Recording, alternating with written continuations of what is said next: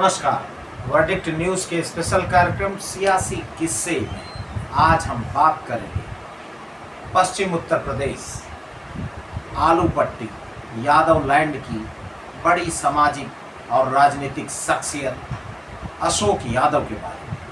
जी हाँ, सियासी किस्सा ये एपिसोड लगातार उन राजनीतिक व्यक्तियों पर आधारित होगा जिनके जीवन के फलसफा पर हम लगातार चर्चा करते रहेंगे। आज हम बात करने जा रहे हैं अशोक यादव। जी हाँ, अशोक यादव वो शख्सियत हैं जिन्होंने उत्तर प्रदेश में मेरे ख्याल से पहली ऐसी शख्सियत हैं जो अपनी ही सरकार, अपनी ही मंत्रिमंडल, अपने ही मुख्यमंत्री के फैसले के खिलाफ गए। आपको याद होगा उत्तर प्रदेश में राजनाथ सिंह जब वज़ीर आला हुआ करते थे, सूबे के वज़ीर आला जब हुआ करते थे, उस समय एक बहुत ही देशव्यापी चर्चित रिपोर्ट लागू हुई थी, सोशल जस्टिस कमेटी की रिपोर्ट, सामाजिक न्याय समिति की रिपोर्ट। और इस रिपोर्ट ने पूरे देश में तहलका मचाया था। खासकर इसी रिपोर्ट के बाद जिस तरह अशोक यादव ने स्टैंड लिया, मंडल पार्ट 2 का आगाज खासकर उत्तर प्रदेश में जरूर हुआ। अशोक यादव राजनाथ सिंह की सरकार में स्वतंत्र प्रभार के पर्यटन के मंत्री थे, राजस्व के मंत्री थे। अशोक यादव ने अपने ही मुख्यमंत्री के खिलाफ, अपनी ही सरकार के खिलाफ गए, ना कि सरकार के खिलाफ गए, बल्कि उन्होंने राजनाथ सिंह मंत्रिमंडल से इस्तीफा दे दिया। सत्ता और संगठन उन्होंने दोनों छोड़ दिया, यानी भारतीय जनता पार्टी और उत्तर प्रदेश के सरकार दोनों को छोड़ दिया।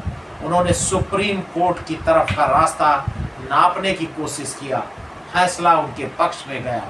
और जिस उत्तर प्रदेश में पिछड़ों की राजनीति मुलायम सिंह, कल्याण सिंह जैसे नेताओं के हाथ में रही हो, जिस उत्तर प्रदेश में दलितों की राजनीति मायावती के हाथ में रही हो, उस उत्तर प्रदेश में पिछड़ों और दलितों के वो मसीहा बने। और खासकर दलितों के एक समुदाय और पिछड़ों के एक समुदाय, यानी quota within quota, reservation within reservation का उन्होंने ऐसा विरोध किया कि आने वाली नस्लें, आने वाली सदियों तक अशोक यादव, जब जब मंडल पार्ट 2 की चर्चा होगी, सामाजिक न्याय समिति की चर्चा होगी, अशोक यादव और आरक्षण की जब जब बात होगी, रिजर्वेशन की जब जब बात होगी, अशोक यादव लोगों के जेहन में जरूर बने रहेंगे। इस ऐतिहासिक फैसले के विरोध में वो सुप्रीम कोर्ट गए और उन्होंने विजय हासिल की। जी हाँ, हम उन्हीं अशोक यादव की बात कर रहे हैं। अब बढ़ते हैं अशोक यादव के सियासी जीवन पर। अशोक यादव ने देश के पूर्व प्रधानमंत्री विश्वनाथ प्रताप सिंह के साथ संबंध रखे, सियासत किया। लखनऊ का आपको याद होगा, लखनऊ में जो जनमोर्चा 2 की रैली थी, उसमें अशोक यादव ने शिरकत किया। अशोक यादव निर्दल विधानसभा पहुँचे, निर्दल विधानसभा लड़े और उन्होंने वो मिथक कायम किया, खासकर आलू पट्टी में, जो हमेशा हमेशा के लिए याद की जाए।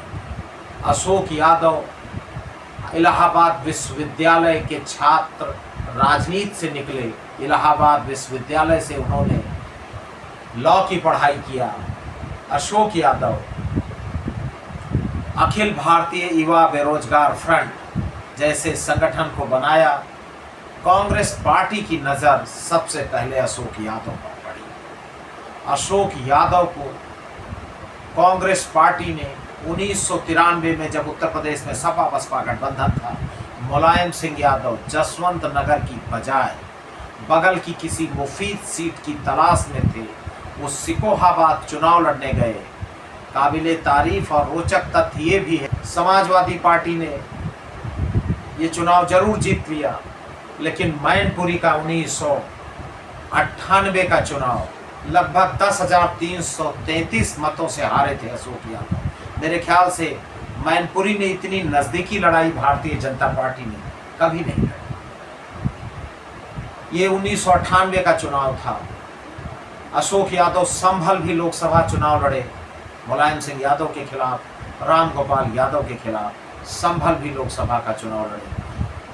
सिकोहाबाद भी, फिरोजाबाद भी लोकसभा का चुनाव लड़े और सिरसागंज से भी निर्दल जनता दल यूनाइटेड से भी विधानसभा का चुनाव।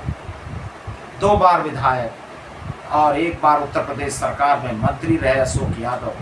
राजा महाराजा जैसी उनकी कोठी, सिकोहाबाद स्टेशन से उतरने के बाद जब स्टेशन रोड पर आगे आप बढ़ते हैं, एक महल नुमा किला और किले के अंदर घोड़े, हाथी, पशु पक्षियों और उनकी सिक्योरिटी गार्ड। उत्तर प्रदेश में पहले मंत्री रहे अशोक यादव जो लगातार कई सालों तक जेट सिक्योरिटी के बीच में रहे। उत्तर प्रदेश के सबसे रसूखदार सियासी परिवार यानी सैफई परिवार से लगातार वो लोहा लेते रहे। मुलायम सिंह से वैचारिक युद्ध उनका लगातार चलता रहा, लेकिन व्यक्तिगत जीवन में उन्होंने सामाजिक न्याय और समाजवादी सिद्धांत को अपनाया। सामाजिक न्याय के लिए अपनी ही विचारधारा, अपने ही नेतृत्व को भाजन के शिकार हुए अशोक यादव।